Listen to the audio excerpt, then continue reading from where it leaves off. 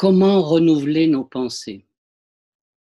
Et on a besoin vraiment de plus en plus de renouveler nos pensées parce que je pense que ça va être de plus en plus difficile.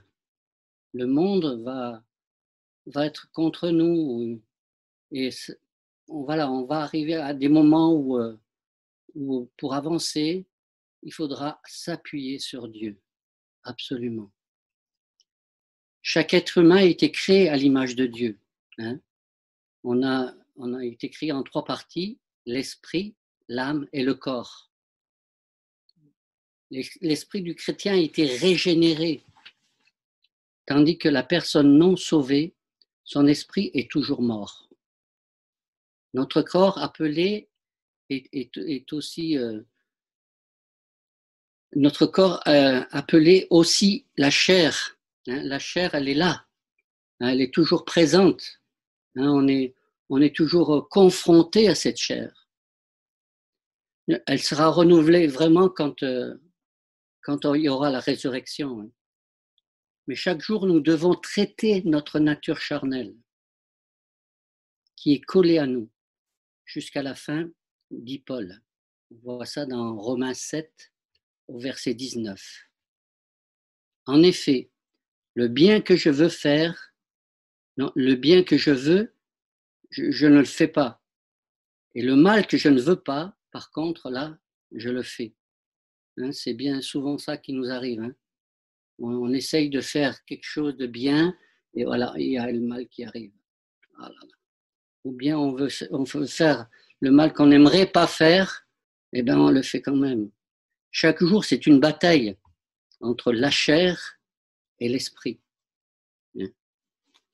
Nous allons prendre le passage dans Éphésiens 4 au verset 17. Alors, Éphésiens 4 au verset 17.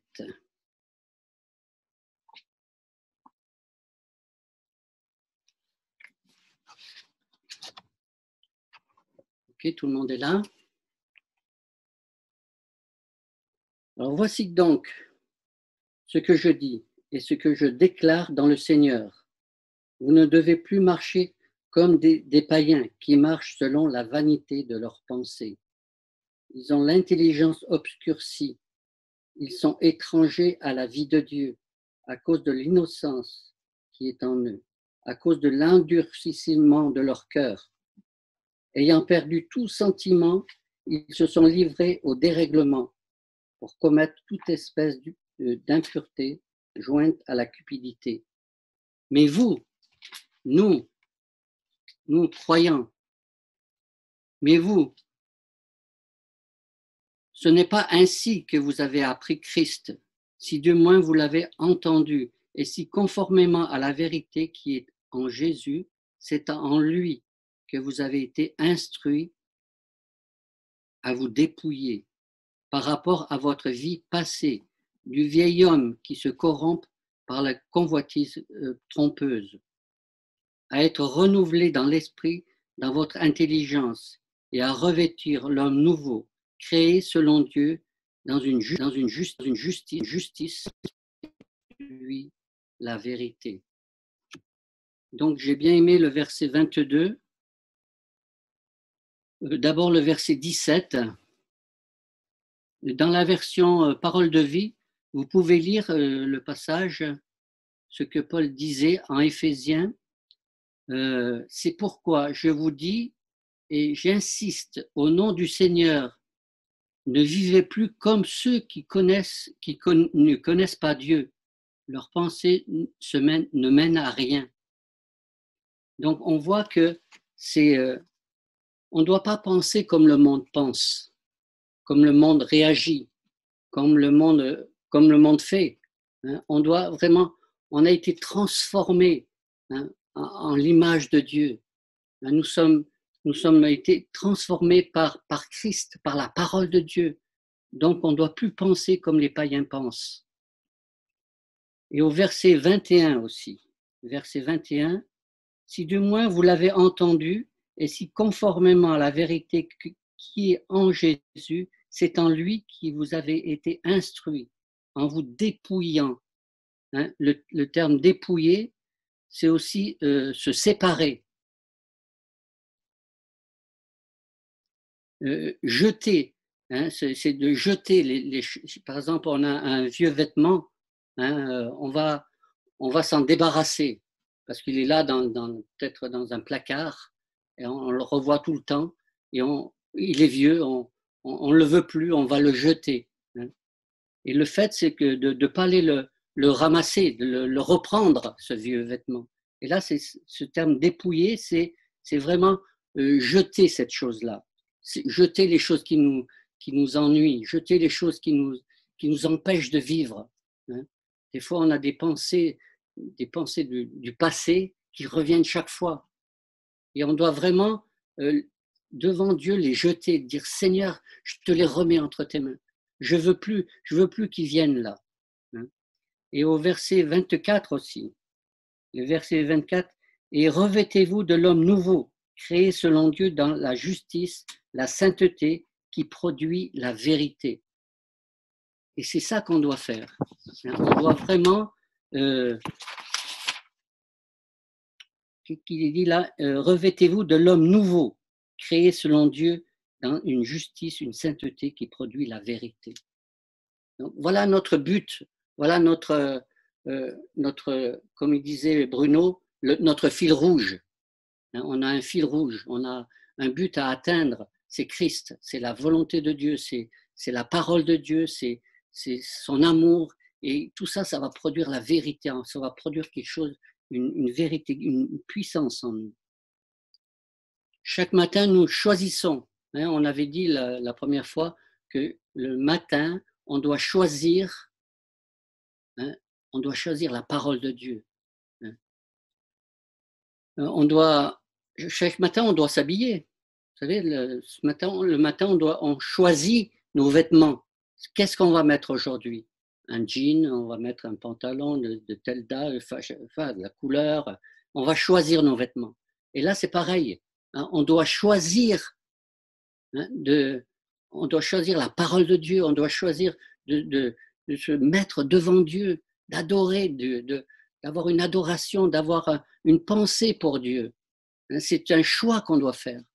Parce que depuis que nous sommes nés de nouveau, notre esprit a été régénéré et nous devons apprendre à repenser comme Dieu pense. Hein. On était et maintenant on est un être nouveau. On doit repenser comme Dieu pense. Notre éducation, nos raisonnements, nos habitudes, tout ce qui n'est pas conforme à la parole de Dieu doit être rectifié. On doit être changé, transformé. On doit arrêter de penser comme on pensait, on doit penser comme Dieu pense. Nos pensées influencent nos attitudes. Et nos attitudes affectent nos actions. Et nos actions deviennent des habitudes. Et nos habitudes deviennent notre manière de vivre. Je vais répéter, parce que c'est important ça. Nos pensées influencent nos attitudes. On pense d'une manière et ça va influencer nos attitudes. Nos attitudes, après, affectent nos actions. Et nos actions deviennent des habitudes. Et nos habitudes deviennent notre manière de vivre. Comment on vit aujourd'hui? Comment on réagit aujourd'hui? Comment on arrive à capter les choses de Dieu aujourd'hui? Simplement, hein, en pensant comme Dieu pense. Voilà pourquoi notre ennemi veut contrôler nos pensées. Et s'il peut le contrôler, hein, il va nous tenir en esclavage. On va être esclave de notre ennemi. Au lieu de tourner nos pensées vers Dieu, eh ben, il va se saisir de nos pensées pour en faire n'importe quoi. Exemple, je ne me sens pas aimé des fois. Je ne me sens pas sauvé. Je n'ai pas d'espoir. Je n'ai plus d'espoir pour ma famille, par exemple. On a prié pour ma famille, eh ben, toujours on reprie pour notre famille. Nous, on a prié, on a remis ça entre les mains du Seigneur. On a déposé.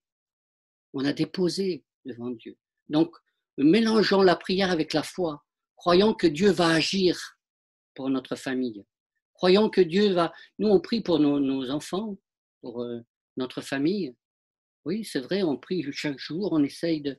Mais maintenant, c'est plus, Seigneur, touche leur cœur. Non, Seigneur, maintenant, on t'a déposé tout cela. On veut te louer, on te remercier, parce qu'on sait que tu vas agir dans le cœur de nos familles.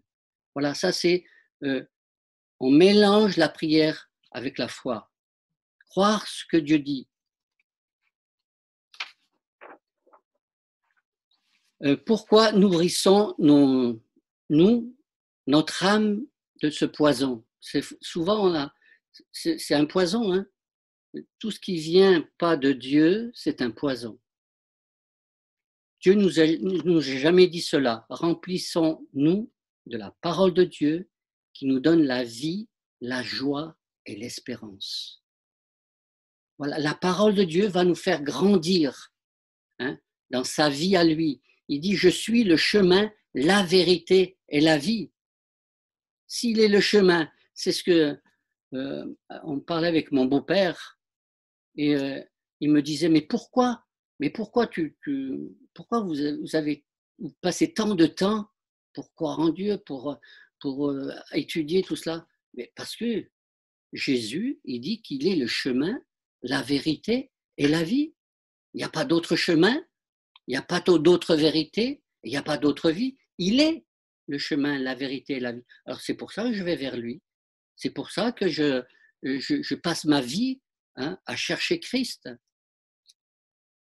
Faisons comme, vous savez, Manou, bonjour Manou. Manou et Patou. Hein?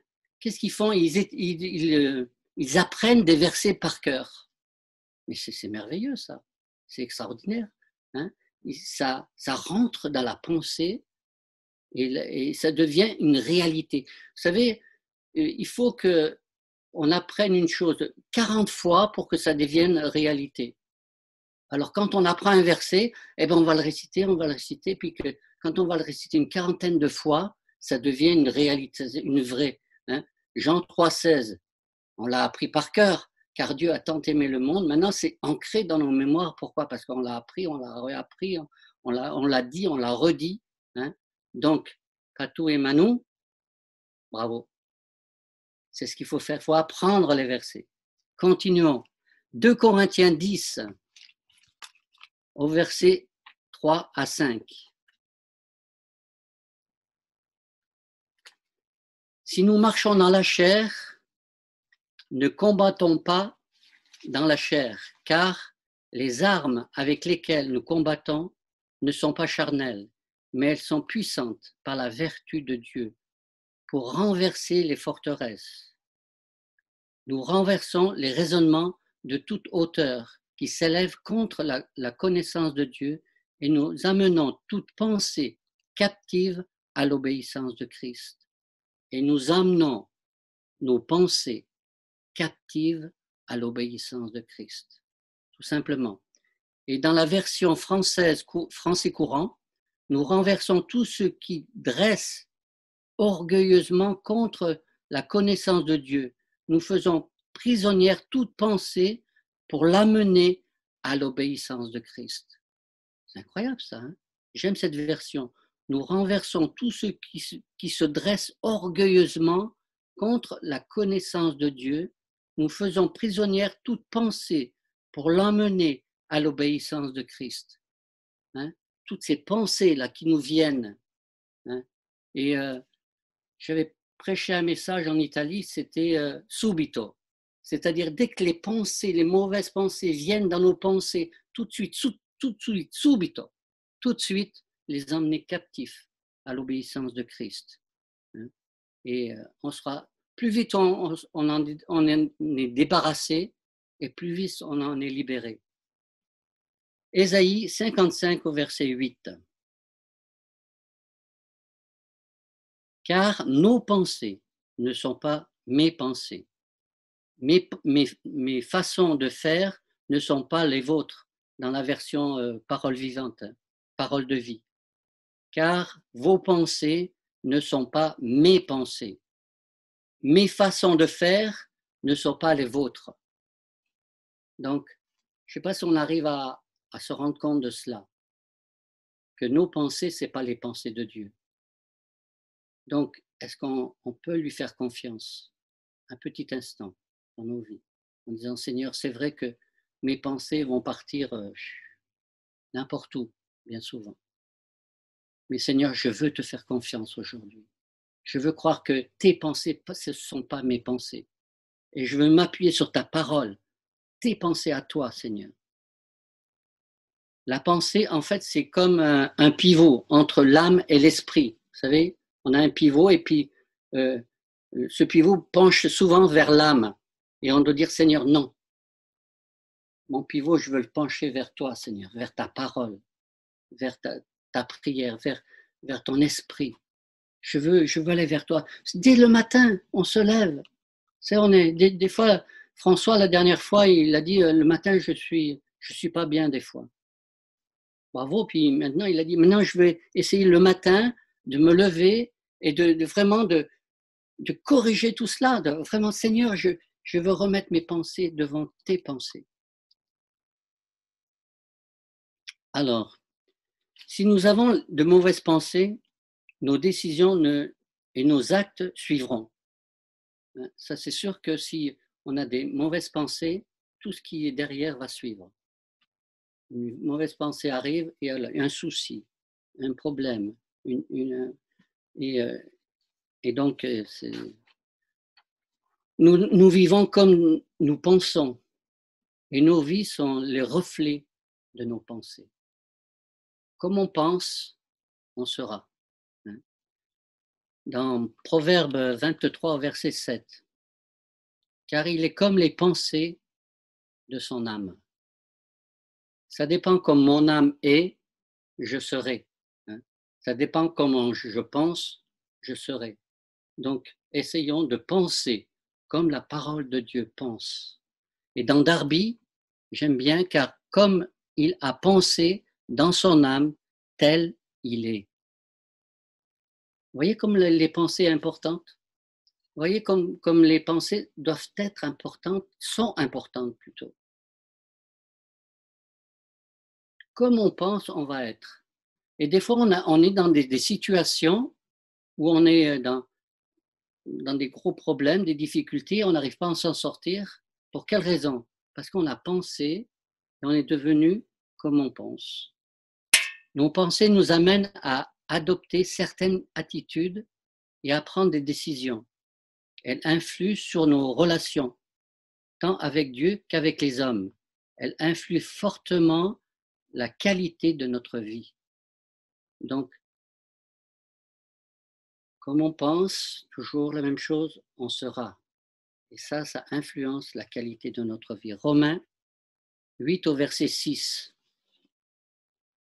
Dans Darby, car la pensée de la chair, c'est la mort, mais la pensée de l'esprit, c'est la vie et la paix.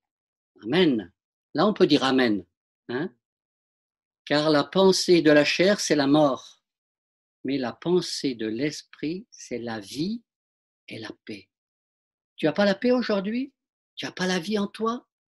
Ah, alors, comment ils sont tes pensées? De quelle manière ils sont tes pensées?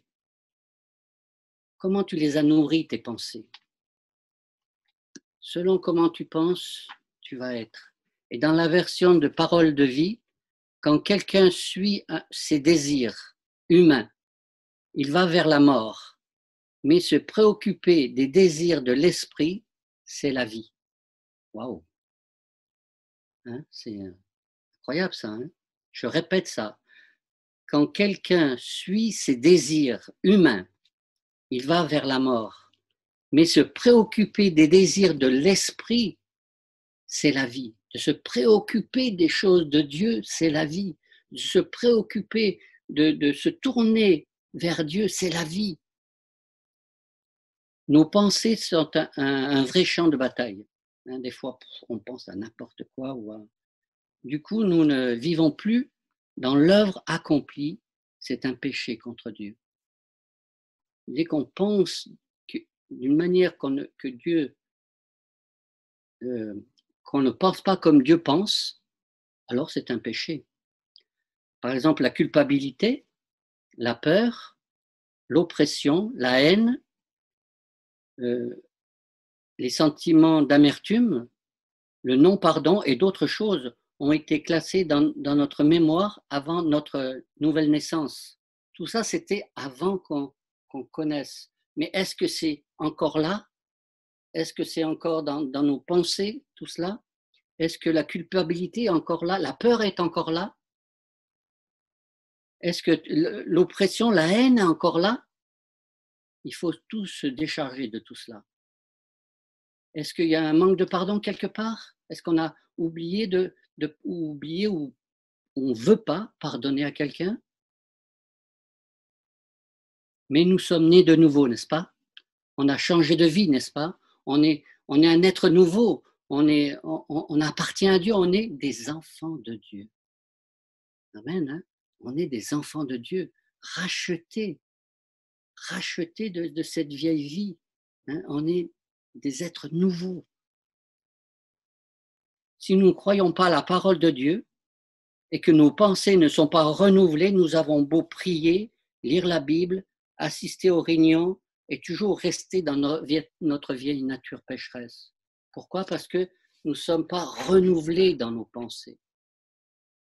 On a beau prier et quand on se relève de la prière, eh ben on a le même souci. On a déposé les choses devant Dieu, hein, on a déposé nos familles devant Dieu, on se relève. Oh là là, est-ce qu'un jour ils vont être sauvés, ils vont être au ciel avec nous? Non, mélangeons la prière avec la foi. Déposons réellement, concrètement devant Dieu. La parole parle d'être transformé par le renouvellement de nos pensées. La parole parle de renouveler nos pensées. On avait des pensées, des vieilles pensées, et on doit les renouveler avec la parole de Dieu. Si nos pensées et nos actions sont basées sur la parole de Dieu, c'est-à-dire avec les pensées de Dieu, notre intelligence sera renouvelée et notre vie transformée. Waouh! C'est pas beau ça? Maintenant, il faut qu'on mette en pratique. Si nos pensées et nos actes sont basés sur la parole de Dieu, c'est-à-dire avec la pensée de Dieu, notre intelligence sera renouvelée et notre vie transformée. Amen. Est-ce qu'on croit cela ce soir? Est-ce qu'on croit que si on dirige nos pensées vers la parole de Dieu, notre intelligence va être transformée et renouvelée et notre vie transformée? Psaume 119, 1 et 2. Heureux, heureux, ça commence bien, hein? Heureux ceux qui sont intègres dans leur voie, qui marchent selon la voie de l'Éternel. Heureux ceux qui gardent ses préceptes, qui les cherchent de tout leur cœur. Waouh, hein? J'aime ça. Heureux, heureux. Oui, mais je passe par des moments difficiles, j'ai des problèmes, des situations. Ok, heureux ceux qui sont intègres dans leur voie, qui marchent selon la voie de l'Éternel. Heureux ceux qui gardent ses préceptes, qui les cherchent de tout leur cœur.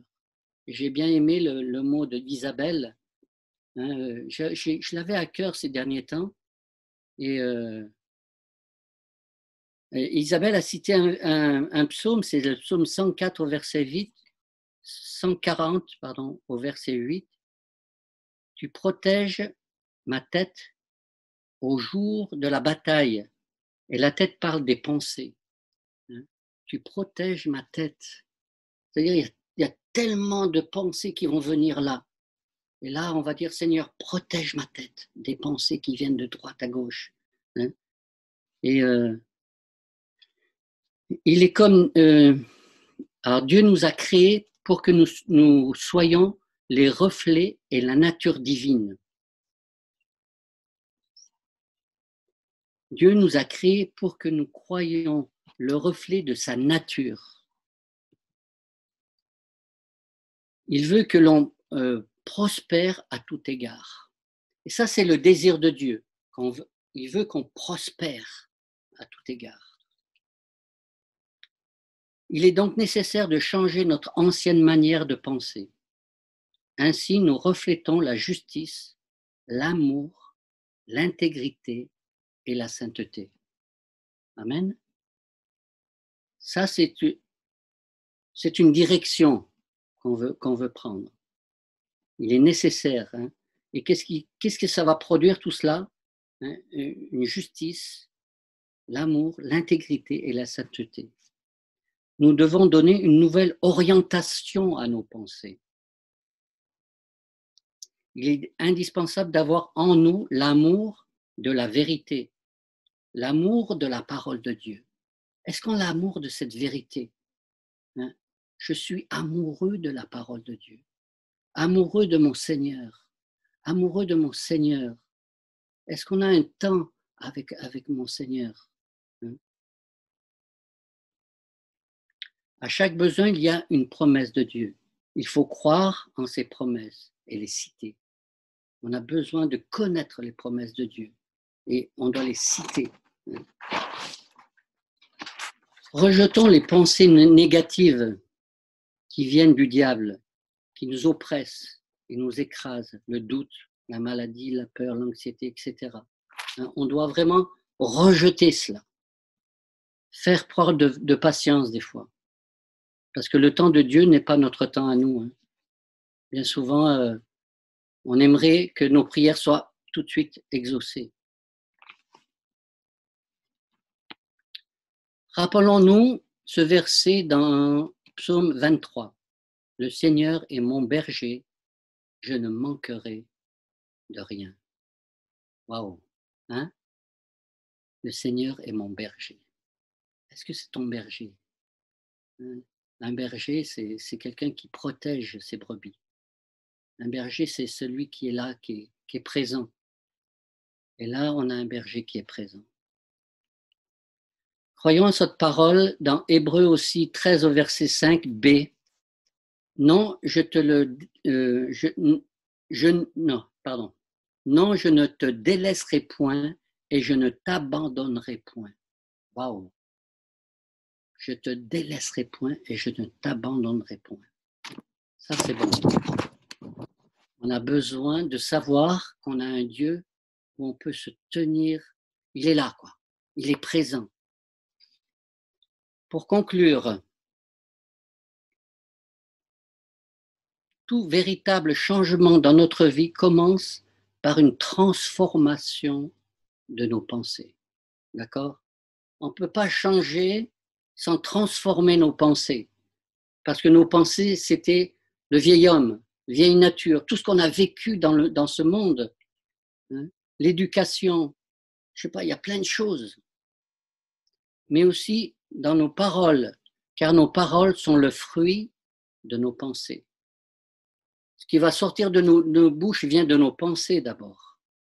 Il est important de se conformer aux Écritures et d'emmener toute pensée captive à l'obéissance de Christ, par la méditation de la parole de Dieu, par la prière, et vivre en communion permanente avec Dieu afin que nos pensées et notre intelligence soient renouvelées.